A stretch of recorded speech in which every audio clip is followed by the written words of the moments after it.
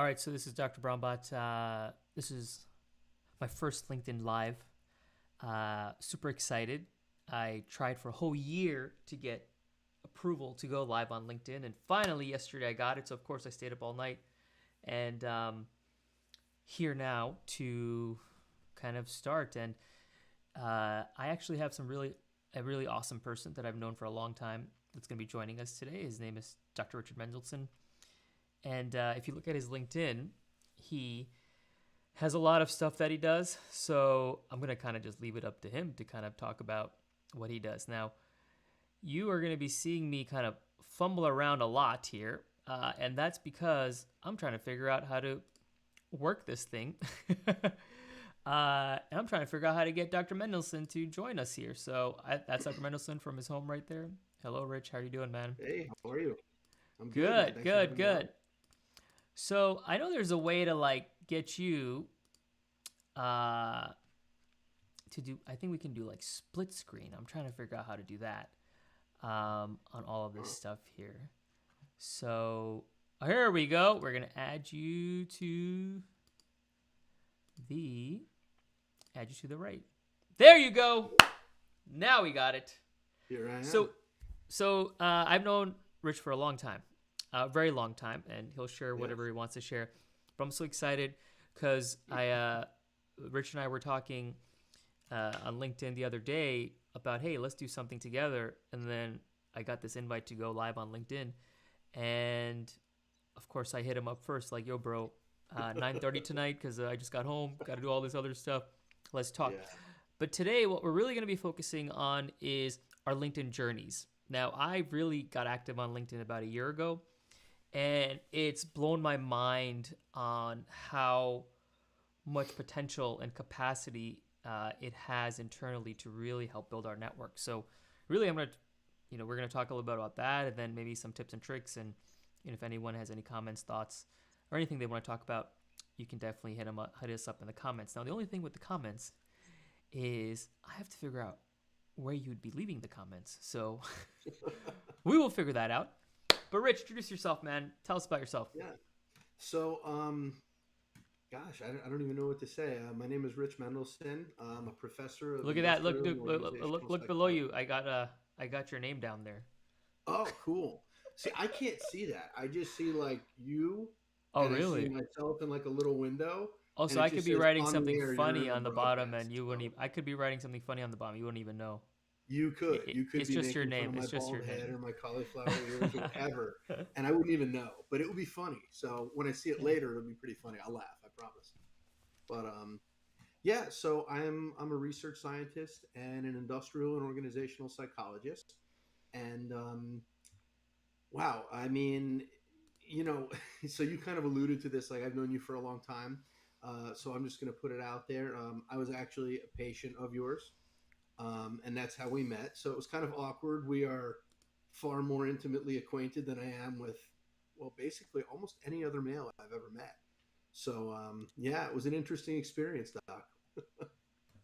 So tell us, you do a lot of different research things, and we were actually Yeah. talking earlier about um, the interest that you've piqued in research now is the impact that politics has on mental psyche and actually work productivity. I think this is very interesting because I know when COVID started, I was glued on my phone, on the TV, everything. I was constantly reading about it.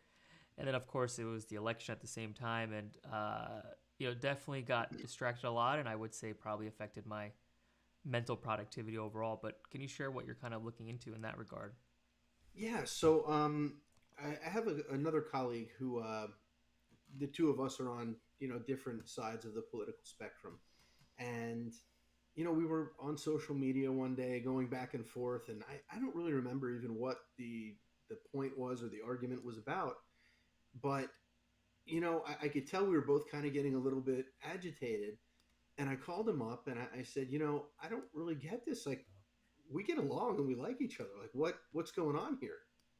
And because we're scientists, we were curious about what was happening and what phenomenon we were experiencing that was kind of contributing to this. And we started to really think about, like, well, we're pretty well educated guys, and if we're having this happen between us and we didn't realize it, what's it doing to other people who perhaps don't have like the presence of mind or maybe the critical thinking skills that are necessary to really understand or recognize that they're embroiled in something like this.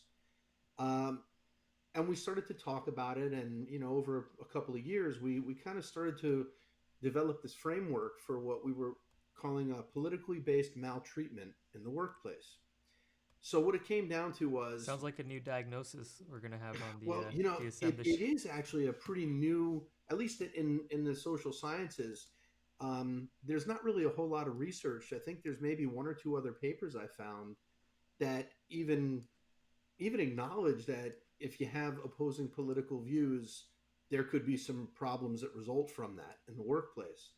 And we really studied it, in depth. We kind of fleshed out a theoretical construct of what we think this is. Um, we developed the first measure and validated the measure. So you can go into a workplace now and determine to what extent people feel they're experiencing this political based maltreatment. And, we're at the point now where we're starting to think about like what kind of best practices are there and what can be done to make things better for people on both sides of the aisle. Because interestingly enough, it really seems as if your political identity doesn't really matter in terms of whether or not you feel that you're experiencing this. Everybody seems All to right, Rich, feel Rich, Rich, Rich. Let's get. Come on, it's our first LinkedIn live, man. Come on, man. Let's not get it. too serious here. So Rich does some things that I don't even understand what he does. It's beyond my level of understanding, and that's why he's brilliant at what he does. And I'm a urologist, surgeon, and Yeah. I focus on a certain part of the body, and Rich focuses on a lot more things. So we've actually done a lot of research with him. He's actually helped us Yeah. publish several of our papers that we published in the past. But Rich, you mentioned productivity, right? So Yeah. I a year ago, I love social media. I'm on Facebook, Instagram, everything. And if you look at my screen time on my phone, most of my time is now dedicated to LinkedIn, like maybe 20, 30 minutes a day. And Mhm. the other channels I go on, post here or there, but I really enjoy LinkedIn. And I think it's because the network, the ability to kind of connect with people. So I think like my productivity was low because of everything going on. But ever since I started engaging people on LinkedIn, my productivity skyrocketed because I'm pretty much like meeting people that motivate me on a daily basis, or I see posts from people. And so far, LinkedIn has stayed pretty professional. So for me, it's more excitement, learning, and meeting people. What about for you, man? Well, why are you on it like 7 hours a day? Well, I mean, it's very much the same thing. I think that the old days are gone where you did your work with the people who are in the building or in the office or cubicle next to you. And I kind of feel like we really have an opportunity to be part of a global community, right? So a lot of the other social networking sites, you can be part of a global community, but you're going to have to kind of sift through a lot of people's personal stuff, right? Mm-hmm. What I enjoy about LinkedIn is I can look for people who are doing work that's similar to what I have an interest in or what I'm doing, and I can reach out to them. And these are people that in a typical day to day experience, I would never meet these people. You know what I Never, mean? never. If I saw Yeah. But, the people that I've been able to talk to, like CEOs, COOs, like yeah. political figures, Hmm. if I were at like a networking event face to face, I would be nervous even asking for them for a selfie because I love taking selfies with new people I meet. So Yeah. I would be super nervous. And then here, It's it's the just so coolest thing. casual. Like it's so pretty. It's pretty cool. I was about to say, like, the coolest thing about LinkedIn, I think, is that, like, you know, you can reach out to people that you may never have reached out to in real life.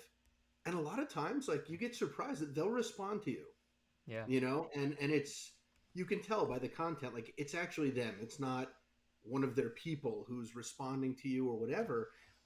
It's real people. And I really enjoy that because, we don't help each other enough, So you so how know? do you so how do you I hate to segue to how do you help yourself by asking that, but how do you um kind of help your growth on LinkedIn? Because I want to go and go on your account and like connect with everyone there, and I want to go on Sure. my colleague's account. But I've actually not done that. I've remained Really? organic. Either people connect with me, or if I see a connection. So I've had like this slow growth.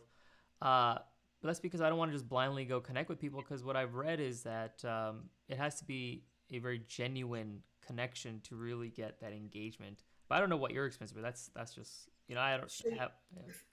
I think it depends, right? I mean, like some people have the intention of being what they call like open networkers, Hmm. where they're going to connect with as many Like all the people as they financial can. planners hitting us up every single day.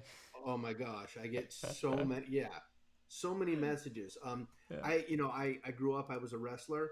I have a ton of people from like the Wrestlers in Business Network that I'm able to connect with. A lot of them are financial planners, so it just kind of popped in my head when you said that. So you have a lot of But life insurance, so that's good, man. yeah, a lot of stuff. Yeah, but I mean, it's one of those things where I think that LinkedIn is like it's a really important tool. Personally, I it's part of my day. I mean, I will spend 20 to 30 minutes of my workday looking at LinkedIn, seeing what's going on out there. And to be honest, my thing is this: like a lot of times people go onto LinkedIn and they do it when they need something, right? It's like Yeah. they're looking for a job, so now they need to go on LinkedIn And and by they the need way, to for my start doing employer, gigs. I'm not looking for a job. Just want to put that Right. disclosure out there. I'm very happy with Well, Brad. for me, So. I try and offer things to people. I Hmm. mean, I'm not looking, for anything in return, right? But if I see somebody who's posting about an issue that I happen to be knowledgeable about, I don't mind sending that person a message if their messages are open and saying, "Hey, this is who I am. This is what I do. If I can help you out, let me know." I mean, I talk with people like I would say on a weekly basis. I probably speak with 4 or 5 like new people from LinkedIn just about every week, Yeah, I and would say I'm it's the really same. helped to. Yeah, I would What's say I'm that? the same. I would say I'm the same. The only people that I don't respond to is people that ask for medical advice because I do not use my social media platforms, Right. to be an avenue to build my practice. Plus, there's all the HIPAA laws and everything. So, Hmm. dude, I've gotten people sending me pictures. I've gotten people telling me their whole life stories. I've had people tag their cousin in a different country about some, because we do Yeah. some very niche things with testicular pain. So, it's it's always quite interesting. But that's the only thing I don't engage with people online. But I will share that for me, I went on LinkedIn with really no purpose initially. I was kind of sick of all the other social media platforms. Um, and I really started liking the content that was coming in the stream that I had. I didn't really have that much connections. I wrote some blogs, did some posts, and then I realized that I was really enjoying the connections I was making. So then I Hmm. would slowly start posting more and more, and then I got into posting some video. And honestly, like it's opened up avenues for me from not just networking, but consulting. And Hmm. also, like, I have a lot of side hustles. Like, I do e-commerce on the side. I also do public Sure. speaking. I do media, and the opportunities that have come from LinkedIn are just amazing. Like, I had a question about, um, getting a product that we have made in China shipped here during COVID, and I Right. just like hit up a question, on a post, and then so many people respond like, "Hey, you should do this, is this," and I actually followed one of the individuals' advice, and I'm like, "Oh man, like It works. it's like crowdsourcing, any information that you may need, but it's from Yeah. actual true professionals on a daily basis, not just googling it." So, It- It's but it's different than other stuff. Like I feel like on other sites, people are kind of like out to like figure out what they can get out of it, right? But the people who really have their stuff together on LinkedIn, they tend to be the people who are just working to give back. yeah, You know, it could be advice, it could be opportunities, it could be connections, like whatever the case may be. You know, you open up that website, and on a daily basis, you're going to find someone who's talking about the very thing that ails you, like that moment. well, that's And because they're those are genuine connections. well, those are social media algorithms that are chasing you Of course, yeah, based on what you're looking into. But right. no, Well, I that's mean, I'll pretty give you cool. a perfect example. Yeah. There's a poster on. I don't know if it's even okay to share a person's name on here. Is it I okay to don't. say a name of somebody? I don't know, I don't man. know. It's Is my there a first rule? time live, bro. So let's not get me in trouble All right. here, man. So. Well, I mean, but this is your live, right? So, like, if I say the name, I don't get in trouble, right? It's on you. All right, No, let's not get legal but involved in here. like there are people out there who I have followed for a couple of years, and some of them I've never actually like spoken with in a conversation or even really engaged back and forth on posts. But you know the life stories and the professional journeys that people go on, it really inspires me because look, I mean, like everybody, I've had times where I really was struggling with a lot of different things in life. I didn't know what direction to go in, or perhaps I didn't have the right people who were there to kind of guide me and point me in the right direction. So when I use LinkedIn, honestly, like I try and put myself out there to be like a resource to other people. And Yeah. I've found that for me, in the beginning, I got onto it like, oh, I want to see what jobs there are, what I can do. Maybe I can connect with somebody who can help me. But it seems like when you come to the table and you're not bringing something with you, people are less likely to engage with you. When you come to the table and you're willing to give of yourself, like on a regular basis, kind of in an altruistic way. I mean, I don't want to get all like philosophical or like spiritual, but LinkedIn is an example of how it comes back to you kind of tenfold if you're willing to help out people every now and then just by having a conversation. Maybe it's somebody who's interested in your field, or they have a question and they don't have anybody to go to, or they have an interest in something you've done work on or research on for me or whatever. It's good to be a resource to other people because I feel like it really helps to build the global community, So, and so that's that really what we're in so, now. so Rich, that means every financial planner that's hitting you up, you're buying life insurance from them. So good man, No, good for you. no, no, No, no. I just kidding. No, listen. Not at all. Let's do some final thoughts here, Rich. So, Hmm. um, really, this was my first go around. Like, I had all this thing set up for, on LinkedIn, I've been posting my whole journey about building this home studio that I have. Yeah. Um, and I had my mic set up. I have everything set up, and then the audio that I had hooked up doesn't work, so now I have to put these on, which I told myself I would never put these on because I have all this Really. expensive equipment, and I had to do it. But that's the thing, man. You just got to go with the flow. You just got to go with it, With and COVID happening, all bets are off, right? Like just because do what works. what works, not just what works, but just have fun. And Yeah. that's why I built this studio. It's no purpose. I'm not trying to go viral. I'm not trying to, have my own TV show. But if there's any producers out there on Netflix or whatever, hey, let's talk. But no, I this really truly, the reason I've enjoyed the past month building this thing is because I built it with no purpose. Sure. And I think that's something very important is, go on LinkedIn like we talked about. You can have purpose, but just go without a purpose. Just go to learn. And sometimes that journey gets you, to the brightest spot or the best reward. So that's been my thing. And like, dude, when I got the approval, like I don't know why, like That was really important, right? I have so many things, in my life going for me, a good family, healthy life, all this stuff, like all these things, but yet something so small, like being approved for something on a platform. It's like I don't know. It's the little things, I guess. So we're celebrating that today, and I'm so glad I have you with me, Rich. So I'm really thrilled to be here because I will tell you, you talk about getting through like different things and getting to the point where you are in life. Well, one of the more challenging things that I dealt with, I mean, look, you were the physician who helped me. You gave me my health back, and to be honest, I found you guys on the internet. I mean, I didn't know where else to go. And like, you mentioned different stuff on this little, I don't even know what the stream or whatever. Um, there are people who are going to hear this who may reach out to you and want to find out more about what you do and what you specialize in. And, to be honest, like everybody thinks about it and says, oh, like, most problems are pretty small. But when it's your problem, it doesn't oh, seem it's very pretty small big. anymore. It's pretty big, and I'm a Perspective goes urologist, out the window. and I'm a Yeah. urologist. So I'm misinterpreting everything you're saying right now, man. So no, urologists, if you don't know, I'm a doctor. We're surgeons of the genitourinary tracts, everything from the kidneys to the bladder. No, Yeah. we don't just see men. I wish we saw more men because men are definitely more unhealthy and less likely to see a healthcare professional. But we see men and women. We see all age groups.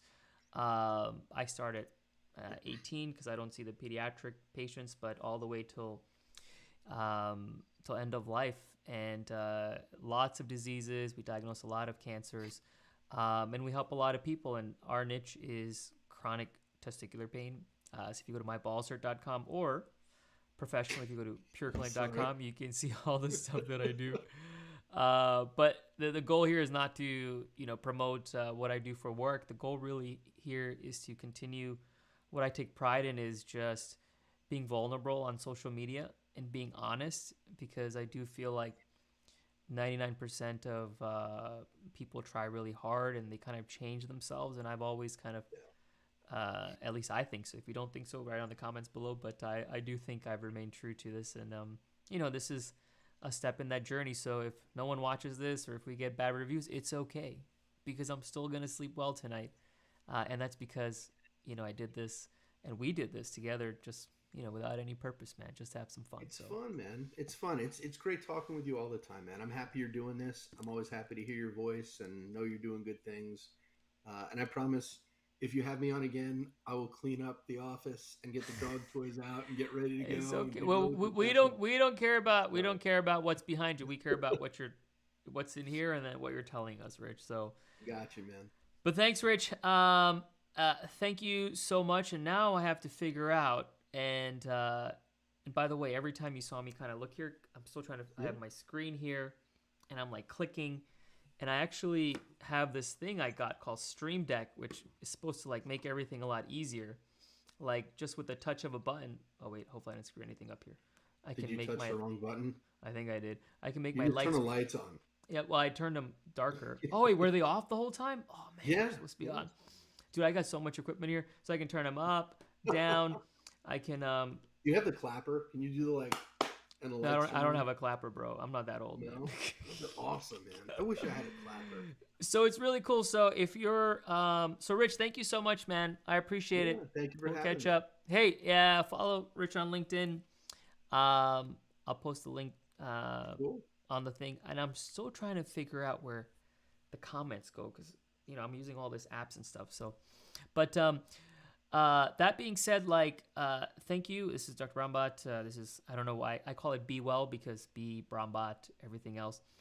But if you're curious on what equipment I'm using or how I'm live streaming this, or if you look at it and you're like, yeah, I definitely don't want to take the path Dr. Brambot's taking because it just looks horrible with all these glitches, I'll still share with you what I have so you can avoid it. But hopefully you've enjoyed this conversation, and look forward to seeing you again. Be well. And how do I turn this off? Let me see if I can figure it out. Oh, right here. Finish button.